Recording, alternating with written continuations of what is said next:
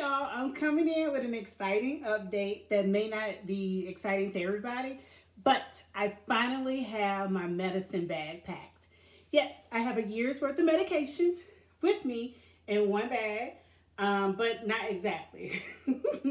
So I have refills coming in June. So, first thing, if you've never heard of it, you can get refills, and when you do, you can ask for a vacation amount, meaning they'll give you a 6 month supply versus just a 3 month supply. And that should be great. And all of the 6 month supply that's coming should easily fit in here. And in case, oh, sorry, I can move the camera. Didn't think about it.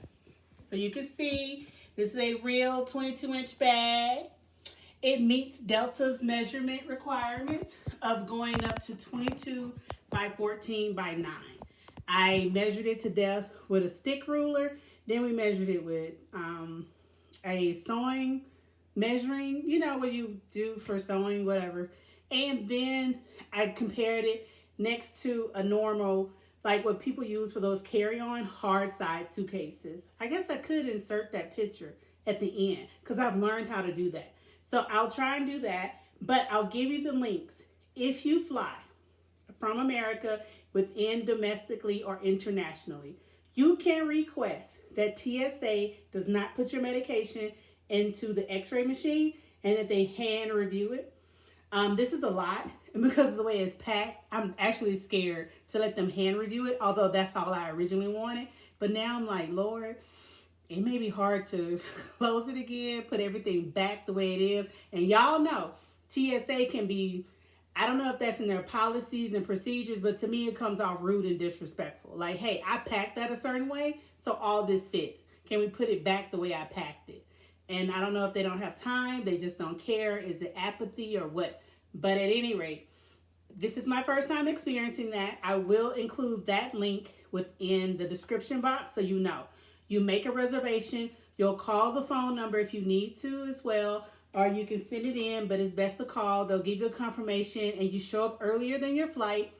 The TSA rep meets you and they walk you through the process. It's not just for medication either. If you're disabled, temporarily on crutches, or just even have a fear of flying or fear of the x-ray machine, they have assistance. I feel like this is a quietly kept secret. Even when we travel with disabled people and elders, they never said, hey, would you like some special assistance? Or, hey, did you know you could sign up for this? It's not available. No one said anything. The issue about the carry-on, you can bring any size, any quantity, any amount. It does not have to be in the original packaging. It does not have to be in the pill bottles or whatever you need it to be in. Because I know some people use like, oh, here it is, the pill organizer. I got this one at the Dollar Tree. It's not cute. It ain't cute at all. It's actually worse than any old people pill organizer I've ever seen in my life. But whatever. But do know it's more helpful if you keep it in the original container so that way it can go through. But I can tell you for a fact, like this is a year's supply of contact lenses right here. I am not taking this as I originally thought by throwing it in the suitcase.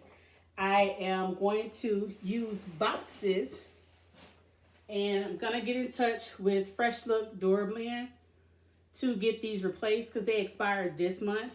Oh yeah, you can see my prescription amount.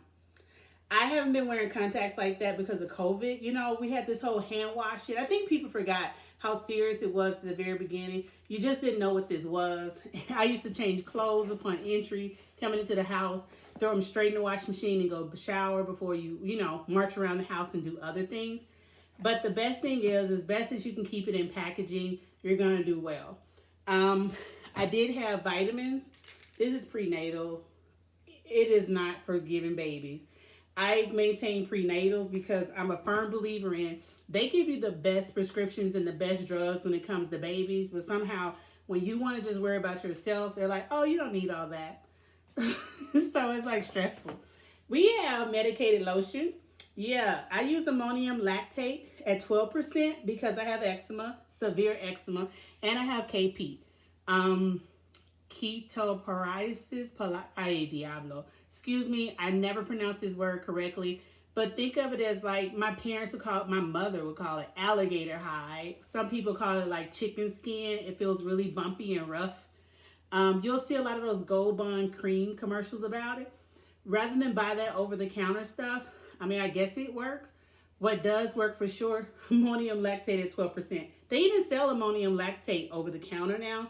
It's usually $17 for a 2-pack because I buy it for my mother sometimes, but it doesn't have 12% worth. And when I tell you it can clear up your skin in 90 days, and if you use it continuously like you're supposed to, within a year's time, it's not even an issue. Can you tell I don't really use it like I'm supposed to? I get around to it when I do. And this is for joint support and movement. I haven't even used it, but huge bottle, got from Costco that I wanted to take. And I think it's been a year now, so I can't return it. Yeah. But I meant to. And the last thing is fiber well gummies. I'm always trying to get more fiber. Yeah, I'm getting a little older. But if nothing else, what I can say are my inhalers, which I have a few. And like QVAR is not a fast-acting inhaler. You're supposed to use it every day, twice a day, 2 puffs a day. And then you still have your albuterol fast-acting inhaler. It's one of those things where I can tell you for a fact, like the heat, when it gets too hot, or I get too hot actually, can trigger my asthma. My asthma is exercise-induced. Mold most definitely is something newer for me. But by 2013, it's a done deal. If I sense mold, and it's like I'm something looking for truffles, I smell it before everybody else does because it's cutting off my air. I feel those spores attacking me, basically. But at any rate, I got everything in this bag. I'm super excited about it. 22 inches. It is on board. I can tell you from talking to the Delta representative, they seem to care less about me carrying it on board than they did with me rolling it in and checking it and not getting the money for it. Because FYI, they cannot charge you, they cannot limit you on the amount of medication you bring through the gates. They cannot. It is federal law. I looked it up. I double checked it. It is also at their website, but they don't try and promote it very well. So again, check the description box, click on the link, see what applies to you, and I hope it brings you joy in your journey. Yay! Have a great week.